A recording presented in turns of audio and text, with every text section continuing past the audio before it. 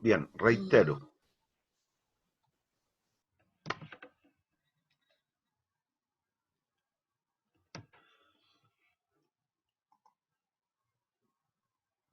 Reitero entonces. Aquí, mismo caso anterior, le quitábamos las monedas, lo dejábamos, si es que el gallo quisiera, consumiendo, con la posibilidad, digo, de consumir la misma canasta que en A. ¿Qué es lo que es la misma canasta que en A? X0 y 0. Pero ciertamente, en ese punto, como no es un punto óptimo, lo que diría Slutsky es, bueno, déjelo con la cantidad de platita que si es que el gallo quiere, pueda, no es que deba, pueda consumir la misma canasta inicial. Le quitamos la plata. La línea segmentada azul pasa por el punto A, pero claramente ahí no es tangente, por lo tanto no está optimizando. Eso significa que si bien le quitamos plata, el gallo va a tratar de reasignar su presupuesto según lo que ocurrió con la variación de precio. Y como el bien X se hizo más barato en términos reales o relativos, va a consumir más de X menos de Y. Fíjense que en los dos enfoques, ¿eh? Al movernos de A a B, el consumo de X aumenta. ¿Y qué pasa con el de Y? En los dos enfoques. ¿Qué pasa con el consumo de Y?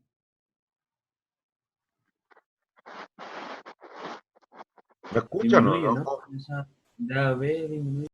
Listo. Y eso va a pasar por el efecto de sustitución. El ser humano tiende a consumir de aquellas cosas que se hacen más baratas en términos reales o relativas, en desmedro, entonces, de aquellas que en forma real o relativa se hacen más caras. Punto. Así respondemos. Así actúa nuestro modelo mental, así actúa nuestro cerebro. ¿Hay dudas? Después nos diría, cuando ya optimizó el gallo, a quien ve, devuélvale la plata que le quitó. Nos fuimos para arriba y llegamos al punto C. Bueno, pero en cualquiera de los dos enfoques, miren, a ver, déjenme dejar de compartir. Dejo de compartir. Vamos a compartir. Ya, aquí tengo los dos enfoques explicados en forma más o menos similar, pero para el caso de un alza en el precio, aquí tengo Higgs y Slutsky para el alza en el precio. Entonces aquí tenemos el monito de Higgs. Inicialmente el óptimo está en A. ¿Me siguen o no? Bien, supongan que en este caso, supongan que en este caso el precio del bien X sube, PX1 mayor que PX0. Por lo tanto, la cantidad máxima que puede consumir de X aumenta o disminuye. Disminuye. Ya. Por lo tanto, ¿podrá ser este punto un punto factible? No. Dado que el cociente Y partido por PX ahora es menor, la restricción se mueve hacia adentro. Nos movemos para allá.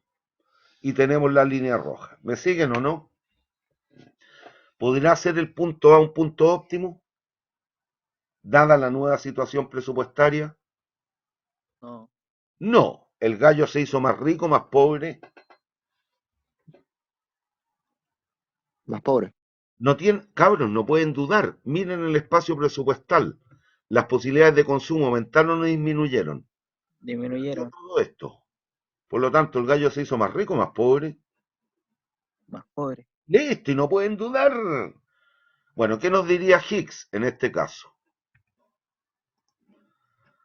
A la nueva relación de precios está pendiente, recuerden, la pendiente de la recta presupuestaria es menos PX partido por PI. Esa es la relación de precios.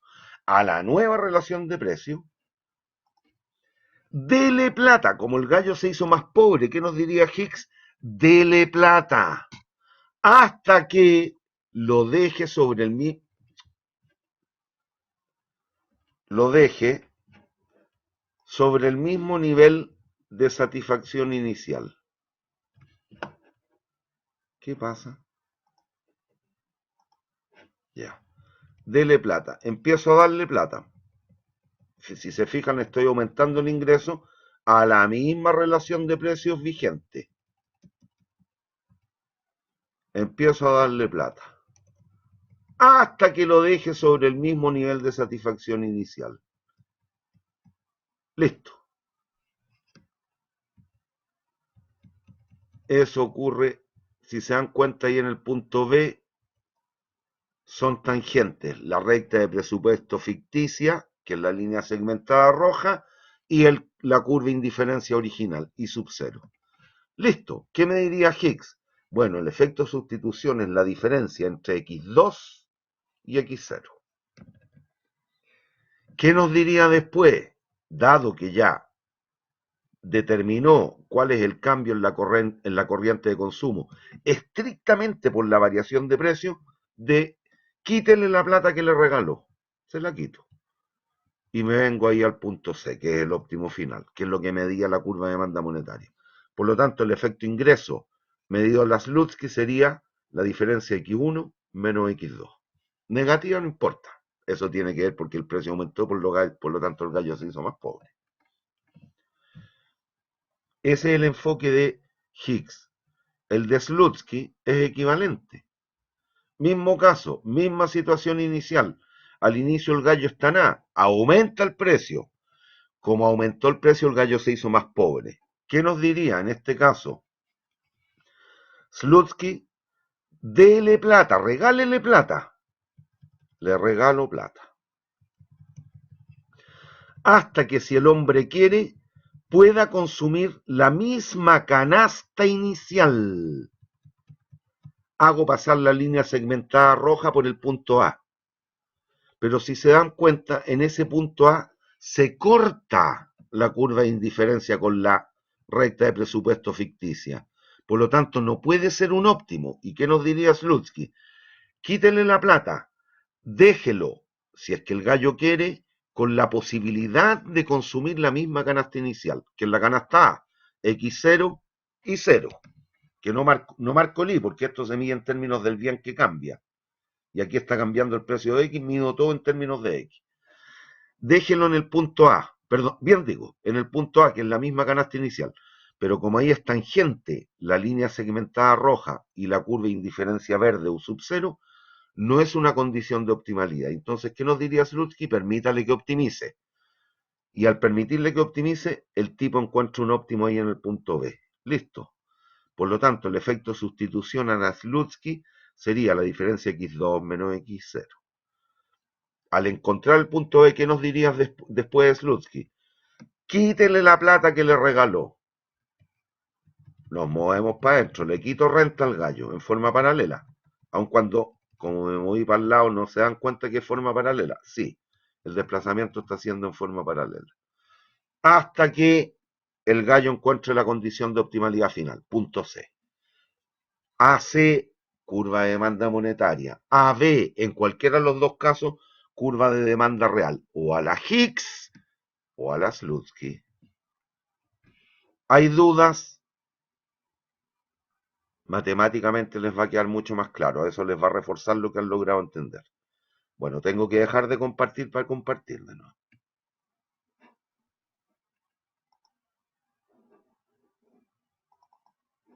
Ya. Vamos con cuál es el Word, cuál es el PPT.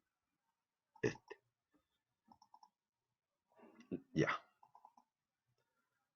Bueno, pero veamos qué es lo que puede ocurrir aquí.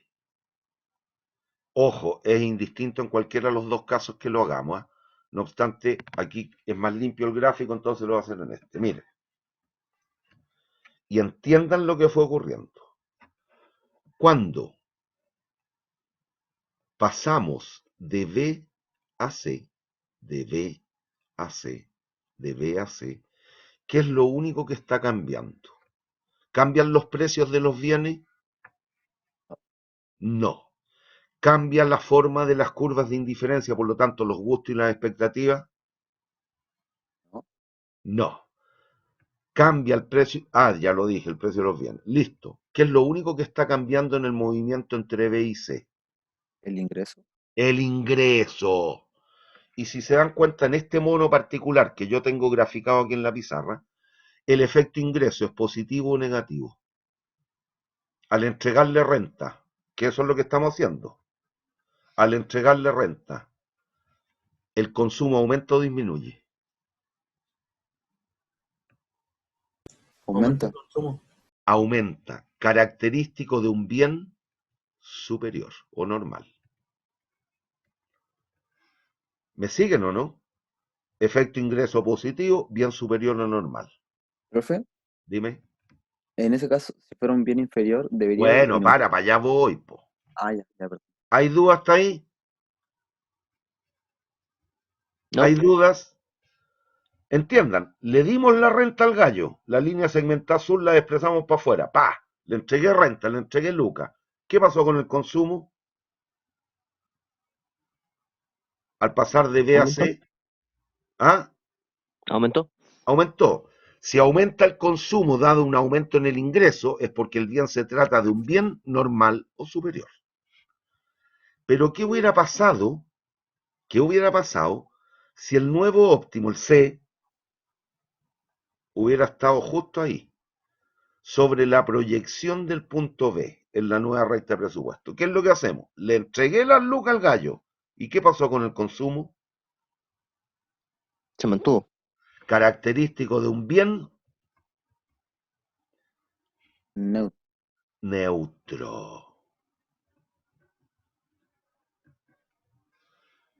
Pero también pudo haber sido lo siguiente, que el nuevo punto C se encontrara allí. Y fíjense lo que pasó. Le entregamos lucas. ¿Y qué pasó con el consumo? Disminuyó. Ojo, esto se mide para el bien que cambia de precio. ¿Qué pasó con el consumo de X? No con el de Y, con el de X. Disminuyó. Le entregué ingreso y el consumo disminuyó. Característico de un bien Inferior. inferior. Profe, una consulta. Ahí cuando pasa, o sea, hablando más que nada casi del tema anterior, cuando pasa de A a B es el efecto sustitución, ¿cierto? Sí, Pero nuestro inicial, ¿cuál sería? ¿Sería el A? el APO. Esto, Ah, ya. esto es lo que tú miráis en la práctica. A y C, o C' o C2', según sea el bien. A y C, curva de demanda monetaria, marchaliana o nominal. Curvas de demandas reales o compensadas, AB, en cualquiera de los casos, que solo miden Ah, ya. efecto de sustitución. La curva de demanda monetaria mide efecto precio. ¿Qué es lo Ya, que es el efecto precio? La suma del efecto sustitución más el efecto ingreso. ya, Ya, gracias. pero hay una cuarta posibilidad. Miren, el nuevo punto C pudo haber estado acá, en C3'. Y entiendan lo que está ocurriendo. ¿Qué pasó con el precio del bien X?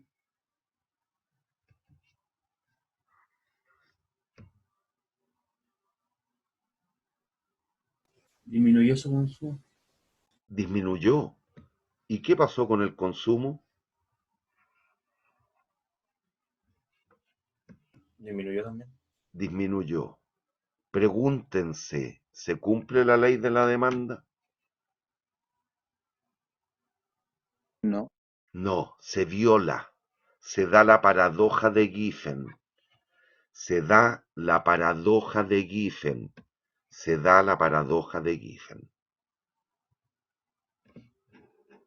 Se viola la ley de la demanda. Entonces, y esto es indistinto, si lo viéramos con el enfoque de Higgs o de Slutsky, va a pasar lo mismo. El óptimo puede estar en C, C', C2', C3'. Y pasaría lo siguiente, miren, voy a borrar, si es que puedo, no pude. Ya, voy a la otra lámina y lo vemos en esa. Ya. Recuerden, es indistinto, no se preocupe aquí que pesos más, pesos menos. Ese era C, C',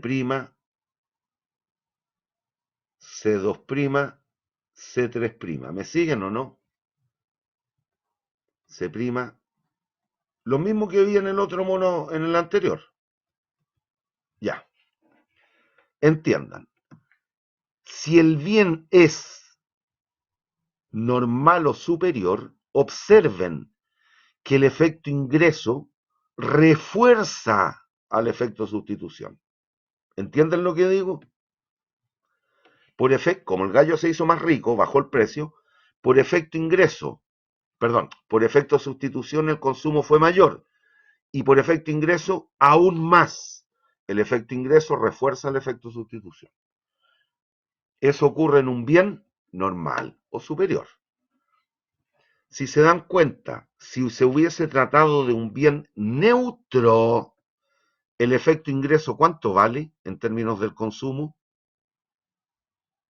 El cambio en el consumo provocado por el cambio en la renta. 0. Cero.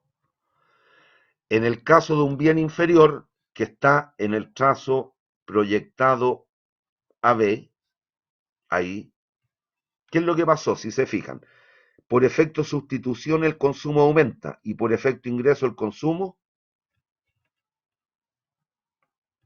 Disminuyó. disminuye. Disminuye. Entonces, si se dan cuenta, ya aquí ya no refuerza, sino que contrarresta en parte. Si se trata de un bien inferior, el efecto ingreso contrarresta en parte al efecto sustitución.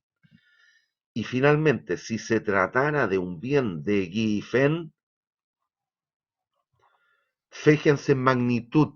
En magnitud, ¿cuál es más grande? Perdón, ¿cuál es más grande? ¿El efecto ingreso? Que sería todo eso. Me voy desde el punto B para allá. Ese es el efecto ingreso o el efecto sustitución. Este trazo, ¿cuál es mayor? Efecto El sustitución. ingreso. El efecto ingreso. Y si se dan cuenta, van en sentido Contrario. contrario. Eso métaselo bien en la cabeza. Aquí, el efecto ingreso, para el caso de un bien de Giffen, más que contrarresta al efecto sustitución y termina por anularlo y se da la paradoja de Giffen. ¿Por qué? Porque el valor absoluto del efecto ingreso es mayor, dependiendo según sea el caso, que el valor absoluto del efecto sustitución.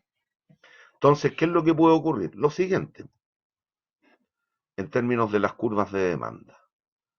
Guay, aquí podré borrar, sí. Ya. Va a pasar algo como lo siguiente.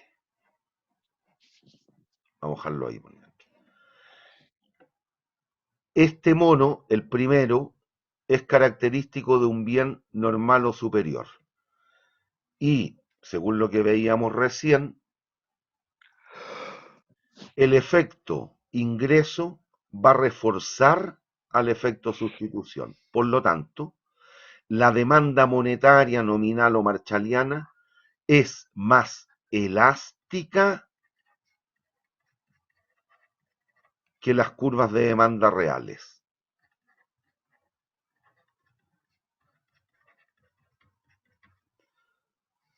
La curva de demanda nominal es más elástica. ¿Por qué? Porque el efecto, miren, esto sería, me quedó re malo ahí, pero no importa. Este era el punto inicial, X0. Esto es el X2 medido a la Higgs. Este, ese de allí, ahí.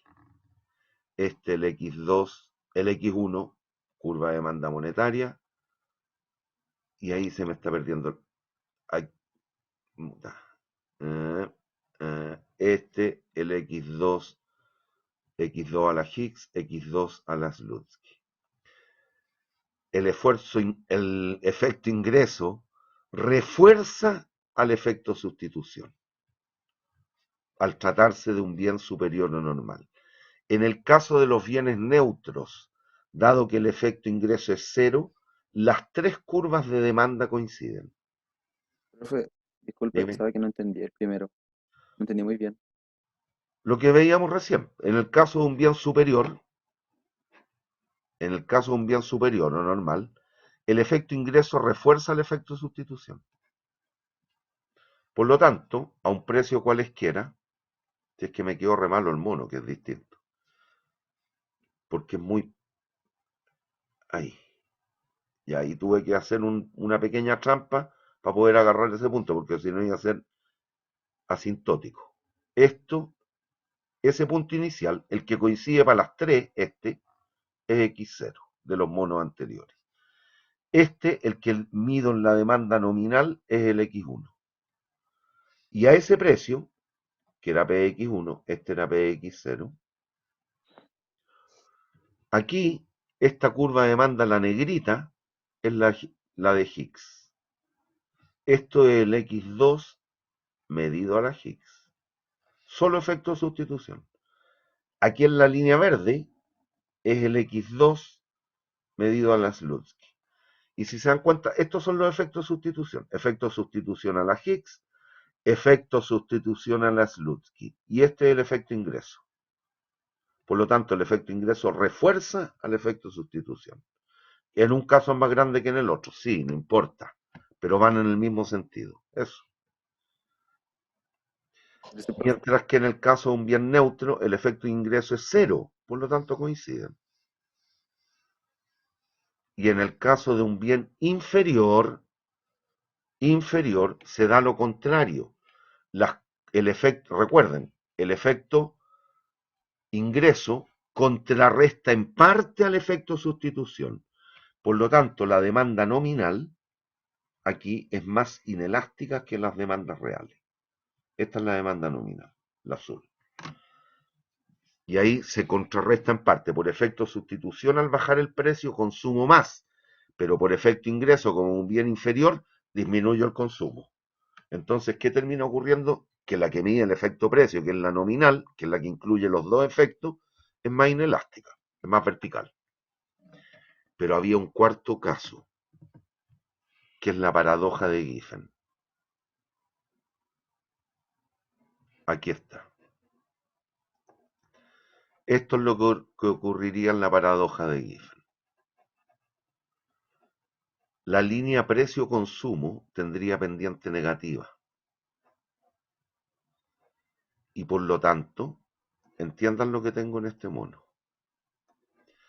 A un precio PX0 se consume X0.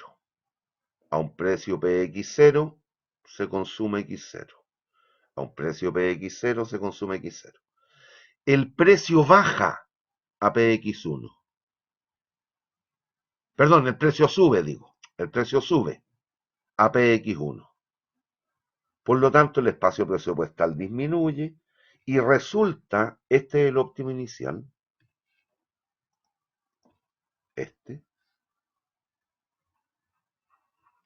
consume X0 a un precio P0. El precio sube y el hombre consume X1 ahora. Mientras el precio baja, mientras el precio sube en este caso, el consumo aumenta. Ahora, ¿por qué lo hice aquí a diferencia de lo que expliqué en los otros monos?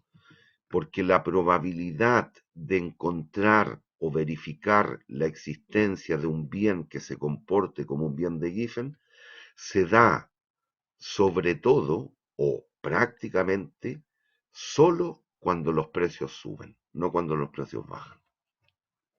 Es muy poco probable darnos cuenta cuando el precio baja, pero en la realidad digo, han ocurrido casos en el mundo real, reitero, en los cuales se ha verificado el comportamiento de un bien de la forma de Giffen cuando los precios suben. Por ejemplo, en épocas de pandemia. A pesar de que el precio del alcohol gel ha subido, ¿qué ocurrió con el consumo de alcohol gel? O mascarillas o alguna otras cosas. Subió de todos modos. Ha subido. Si se dan cuenta, suena como un absurdo. Se estaría violando la ley de la demanda. Sí, pues, se viola. Se viola la ley de la demanda. Entonces, cuidado con lo que voy a explicar ahora. Aquí tenemos, y cuidado, Se viola la ley de la demanda, por lo tanto, por favor, a pesar de lo que puedan encontrar en alguna literatura, no me vaya a decir, en un caso como este, que la demanda de un bien de Giffen tiene pendiente positiva. No me puede hablar de demanda si es que estamos diciendo que se viola la ley de la demanda. En el caso de un bien de Giffen hay una relación directa o inversa entre precio y cantidad. Inversa. Pero mira el mono, po. ¿Cómo la relación precio-cantidad? Es directa. Directa. Directa. Por lo tanto, se viola la ley de la demanda. No puedo decir un bien de Giffen tiene una curva de demanda con pendiente positiva, porque se está violando la ley de la demanda. No sé si entienden lo que digo. Aquí hay una relación precio-cantidad directa. ¿Y qué es lo que ocurre? Algún bien, en un caso muy particular, en una situación muy particular, en una economía muy particular, puede llegar a comportarse como si fuera un bien de Giffen, pero por definición los bienes de Giffen no existen.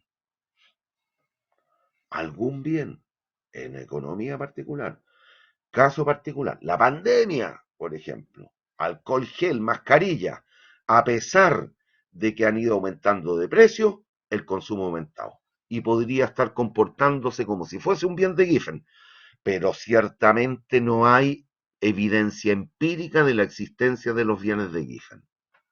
En una situación normal, cuando Dios mediante, y ojalá así sea, pase la pandemia, vamos a volver a la situación normal en términos del consumo del alcohol gel y las mascarillas y algunas otras cosas. ¿Hay dudas? Caso típico, y es cuando se verificó esto.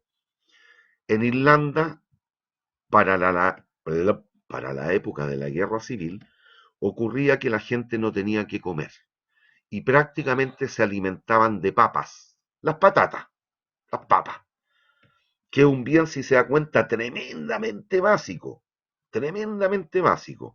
Y a pesar de que el precio de las papas subía, la gente aumentó el consumo de papas, producto de que no tuvo opción de consumir otras cosas. Y a pesar de que la papa subía de precio, tenían que comprar más papa para poder alimentarse o si no se morían. Ya no podían comprar arroz, no podían comprar fideos, no podían comprar carne, no podían comprar pollo, no podían comprar pescado, nada. Y fueron incrementando el consumo de papas, se fueron haciendo cada vez más pobres. Igual puede estar pasando, reitero, hoy día, si quisiéramos medir el efecto, está bien, hay también un aumento en la demanda, si eso está claro, pero para que se den cuenta, subió el precio y aumentó el consumo. Podría estar comportándose como si fuese un bien de Giffen. No es que ni que el alcohol gel ni que las mascarillas sean bienes de Giffen. Un bien, situación muy particular, economía muy particular, en un momento muy particular, puede llegar a comportarse.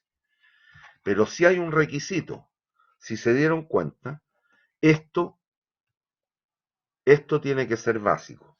Sí o sí, cuando le entregamos la renta al gallo y nos movimos de aquí para allá, sí claramente detecto que el bien, para verificar si es que se está o no comportando como un bien de Giffen, tiene que cumplir con un atributo sine qua non, que lo tiene que cumplir sí o sí. ¿Cuál?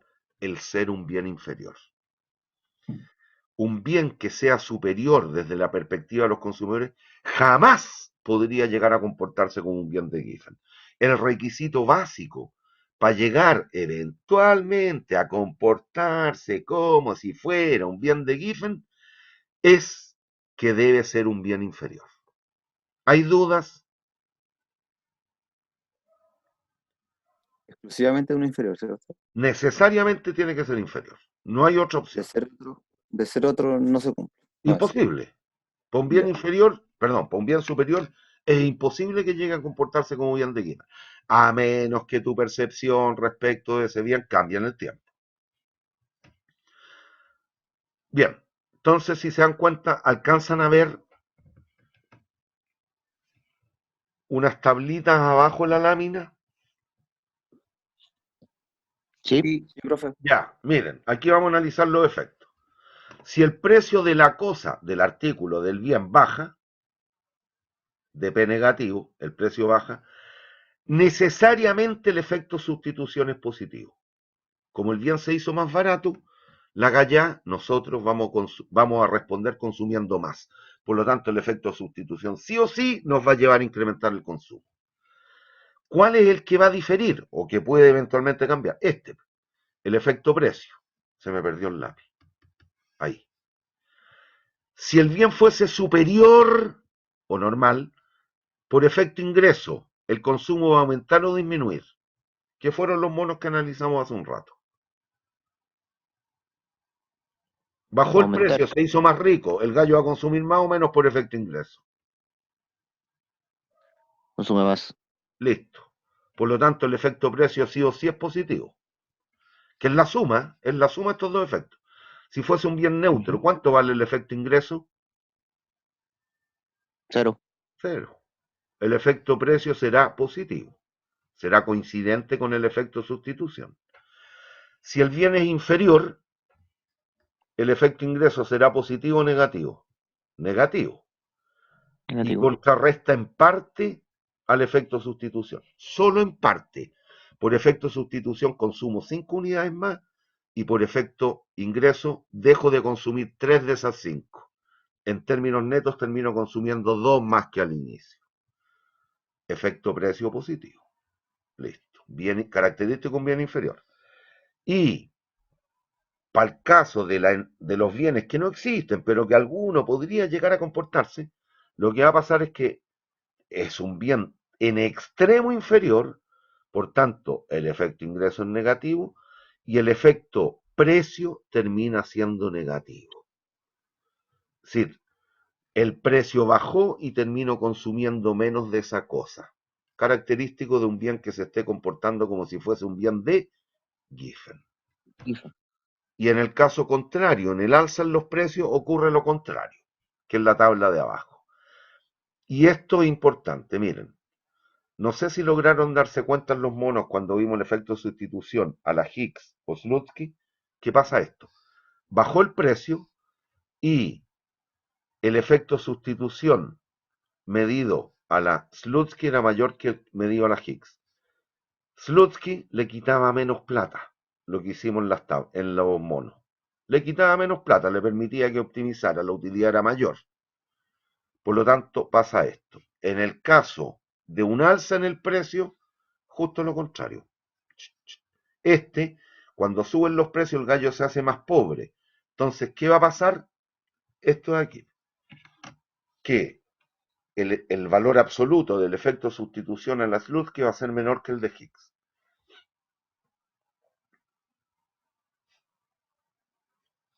Si lo quiere ver en términos absolutos, pasa lo mismo que arriba, pero aquí son negativos los efectos. Cuando el precio sube, el efecto sustitución es negativo, que es lo que tenemos dispuesto acá. Bien, aquí en esa segunda tabla está la negación de la primera. Y para terminar la unidad de la teoría del consumidor, Profe, consulta, ¿qué dice el... son 3 en la última tabla, son 4. 4, ¿Qué dice la última? menos más más. ¿Me está diciendo la última fila de la última tabla? Sí, la última fila. Menos más bien de Giffen. Entre comillas se comporta como un bien de Giffen. En el video lo vaya a ver bien. Ya, y para terminar, este concepto que es tremendamente importante. Y nos quedan 4 minutillos de más. Ya. Un concepto importante y que después, cuando analicemos equilibrio, mercado y distorsiones, es sobre el cual vamos a trabajar, es el concepto de excedente del consumidor. El excedente del consumidor. ¿Y qué es lo que es el excedente del consumidor? Es nada más que la diferencia entre el precio que yo pago por alguna cosa y el precio que estoy dispuesto a pagar. En otras palabras, es cuánto más estamos dispuestos a pagar por consumir algo antes que vernos privados del privilegio de consumirlo. ¿Entienden aquello? ¿Entienden aquello? Sí, profe. Supongamos que estuviésemos en una situación normal, se estuvieran jugando las clasificatorias al Mundial de... ¡Guay! Se me olvidó dónde es el Mundial. Qatar. Qatar. Hacia el Mundial de Qatar. ¿Les gusta el fútbol o nos gusta el fútbol? ¿Queremos ir al estadio? No alcanzamos a comprar por tiquetet, estas cuestiones que venden las entradas. El precio de la entrada era 40 lucas. ¿Me sigue? Ya. Y Sí, tengo que caer, quiero ir al partido, por lo tanto, independiente contra quien sea, por lo tanto, voy a caer en manos de los revendedores. ¿Qué es lo que ocurre? Ahí yo tengo en mente cuánto estoy dispuesto a pagar por ir al partido, antes que privarme del privilegio de asistir al espectáculo. Y hago la transaca con el revendedor. ¿Qué es lo que va a ocurrir? Yo en mi foro interno sé que voy a decir cifras que son absurdas. Estoy dispuesto a pagar 100 luquitas por la galera. Y resulta que el excedente, aun cuando me está perjudicando porque el precio oficial eran 20 lucas, me la venden 40. ¿Entienden lo que digo? Compré en este caso, en el ejemplo que estoy poniendo, compré una entrada a 40 lucas. ¿Me siguen o no? Sí, ¿Me profe. siguen o no? Sí. Ya, pero yo estuve dispuesto a pagar hasta 100 lucas. Piensen que una entrada, y aquí en estricto rigor debiera ser así, ¿eh? Debiera ser una función escalera la demanda. Pero no se me maree con eso. Si pudiéramos dividir la entrada en pedacitos, lo que ocurre es que debiéramos calcular esta suma, las distancias verticales, entre lo que yo estoy dispuesto a pagar por cada pedacito adicional contra lo que realmente pagué, que son las 40 lucas. Pero hagámoslo en fácil. Si yo estuve dispuesto a pagar 100 lucas y terminé pagando 40, ¿cuál es mi excedente? ¿Cuánto es lo que me ahorré antes que verme privado del privilegio de consumir? ¿Cuánto me ahorré? 60 lucas. 60 lucas. Ojo, a este concepto se han visto enfrentados muchas veces seguramente. Tienen sed, quieren tomarse una bebida y resulta que están dispuestos a pagar hasta 2 lucas y van al kiosco en la esquina y el gallo les cobra luca y media. ¿Qué significó eso? Que si bien puede que sea alto el precio 1.500, yo estuve dispuesto a pagar hasta 2 lucas. Por lo tanto, tuve un beneficio. ¿De cuánto? En ese caso de 500 pesos. Ese concepto del excedente. Cuanto más estoy dispuesto a pagar antes que verme privado del privilegio de consumir. ¿Hay dudas? Bueno, si pudiéramos dividir esta unidad, se me perdió el lápiz. Si pudiéramos dividir esta unidad en unidades infinitesimales, para determinar el excedente lo que habría que hacer es sumar todas las distancias verticales. ¿Qué significa eso geométricamente?